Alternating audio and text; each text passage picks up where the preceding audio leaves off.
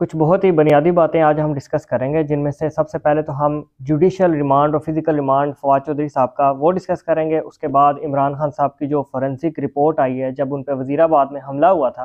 तो अब जाके फोरेंसिक रिपोर्ट आई है और बुलेट्स कितनी मौके से पकड़ी गई वगैरह वगैरह, वो डिटेल में डिस्कस करेंगे। और तीसरे नंबर पे जो फिज़िकल रिमांड लिया गया फवाद चौधरी साहब का, उसमें यह खदशा था कि फवाद चौधरी साहब को मारा पीटा जाएगा या मारा पीटा गया, तो मेडिकल रिपोर्ट को अदालत में सबमिट कराने का हुक्म दे दिया गया है। ये तीन बुनियादी चीज़ें हम अभी डिस्कस करेंगे। सबसे पहले हम आते हैं फिज़िकल रिमांड से रिलेटेड बात है। अदालत के अंदर आज क्या हुआ, इंटेरोगेशन ऑफिसर, इन्वेस्टिगेशन ऑफिसर जो आईओ है फवाद चौधरी साहब के केस के अंदर, जिसको नामजद किया गया, जिसने सारी इन्वेस्टिगेशन करके कोर्ट के अंदर जमा करानी होती है,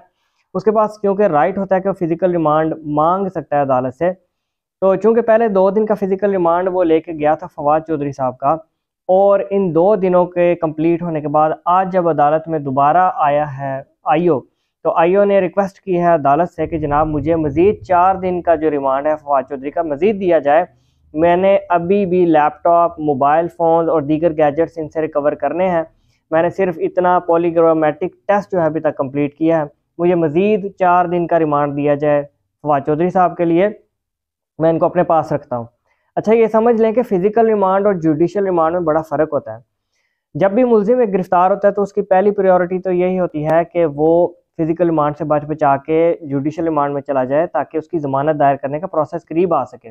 लेकिन प्रोसिक्यूशन की और आईओ की यही होती है कोशिश कि वो ज़्यादा से ज़्यादा फ़िज़िकल रिमांड के अंदर रहे, ताकि अगर किसी ने कोई गुस्सा निकालना है, वैसे तो फ़िज़िकल रिमांड होता है recovery of the alleged weapons या अलेजेड गैजेट्स हो गया, कोई भी चीज़ की रिकवरी आपने उससे करनी है मुलजिम से, तो फिज़िकल रिमांड के दरमियान में वो की जाती है।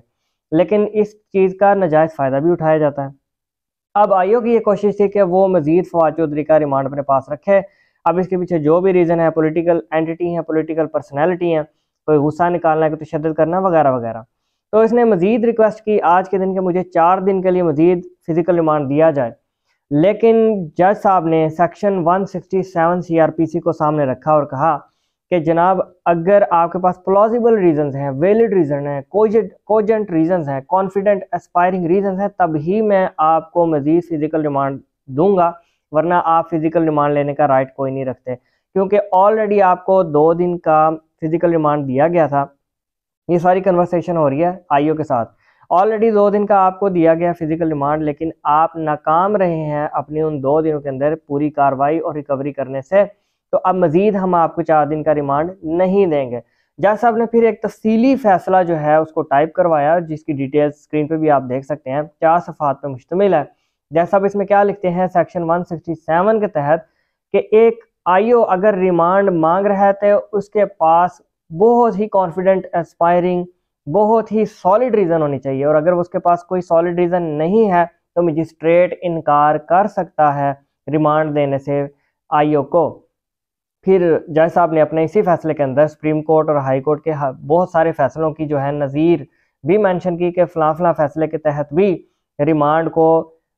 डिनाई किया गया था कि अब हर बात पे आप रिमांड नहीं दे सकते। दूसरी बात जज साहब ने कही कि अगर कोई आईओ मेरे पास आ रहा है और वो कह रहा है फ़िज़िकल रिमांड मुझे दे दिया जाए, तो मैकेनिकली मैंने उसे दे सकता है कि इधर से रिक्वेस्ट आई और उधर से मैंने इसको फ़िज़िकल रिमांड दे दिया। एक रीज़न बननी चाहिए और वो सॉलिड रीज़न होनी चाहिए, फिर ही फ़िज़िकल रिमांड दिया जाएगा। सो फिज़िकल रिमांड की जो एप्लीकेशन थी, जो रिक्वेस्ट थी आईओ की तरफ से, वो खारिज कर दी गई और उसके बाद जुडिशल कर दिया गया है फवाद चौधरी साहब को। यानी अब थाने से पुलिस की कस्टडी से शिफ्ट कर दिया गया है जेल में, जुडिशल कर दिया गया, जुडिशल कस्टडी में भेज दिया गया, जुडिशल रिमांड पे भेज दिया गया। अब प्रोसेस स्टार्ट होता है ज़मानत का, ज़मानत के दरवाजे खुल जाते हैं ज़मानत के लिए, जो बेहतर समझेंगे उनके वकला हजरात। तो वकील इनके बाबर अवान है और फैसल चौधरी हैं जो इनके भाई ही हैं फवाद चौधरी साहब के। ज़मानत वो कब अप्लाई करते हैं, क्या ग्राउंड्स रखते हैं, क्या लॉ पेश करते हैं, ये तो साथ साथ बातें चलती रहेंगी, लेकिन अब बहुत करीब है कि फवाद चौधरी साहब अपने जुडिशल रिमांड से बाहर आ जाएंगे और बाहर ही जो है जब तक केस का ट्रायल कंप्लीट नहीं हो जाता रहेंगे। दूसरी बात डिस्कस करते हैं कि जो रिपोर्ट आई थी इमरान खान साहब की, वो आज मंजर आम पे आई है कि जनाब जो वज़ीराबाद में उनके ऊपर कातलाना हमला हुआ था, जिसमें गोलियां चलाई गई थी और मुल्ज़मान कुछ वीडियो में भी आए थे और एक जो शख्स फौत भी हुआ था पीटीआई का जला, तो उसकी भी सारी डिटेल्स आई। तो ये फॉरेंसिक ने बहुत सारी चीज़ें सामने लेके आया है मंजर आम पे कि जनाब कोई 1, 2 या 3 गोलियां नहीं चली, तकरीबन 31 गोलियों से ज़्यादा चलाई गई मौके के ऊपर, और ये सारी की सारी डिफरेंट गन्स और डिफरेंट बुलेट्स थी और कोई भी एक दूसरे से मैच नहीं करती। इसका मतलब ये है कि डिफरेंट जगहों से फायरिंग की गई थी इमरान खान साहब और उनके साथियों पे।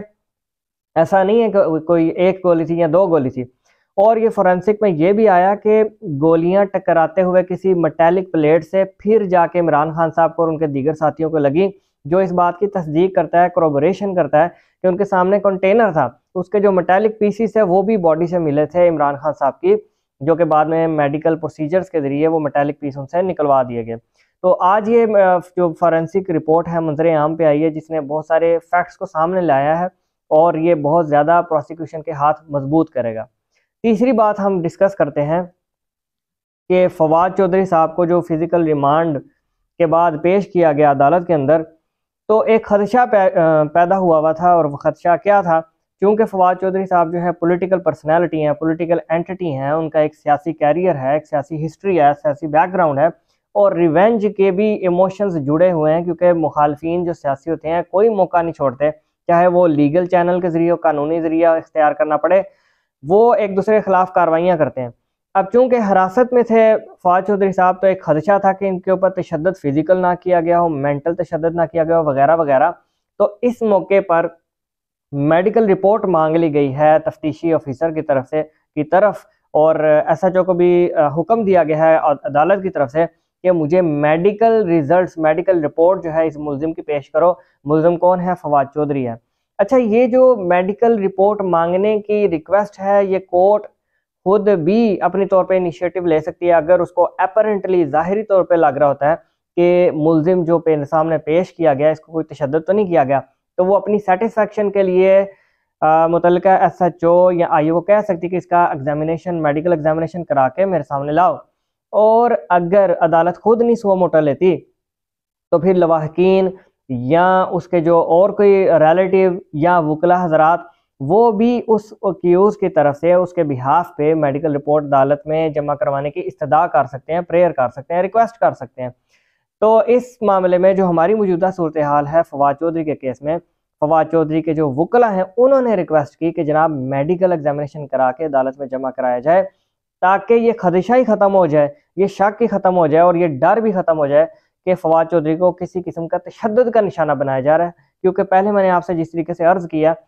कि जब भी फिज़िकल रिमांड पे मुलजिम होता है, तो प्रोसिक्यूशन के पास कहीं ना कहीं थोड़ा सा चांस होता है कि मार कुटाई और दबाव और स्ट्रेस करके मुलजिम को वो टॉर्चर करने की कोशिश करते हैं।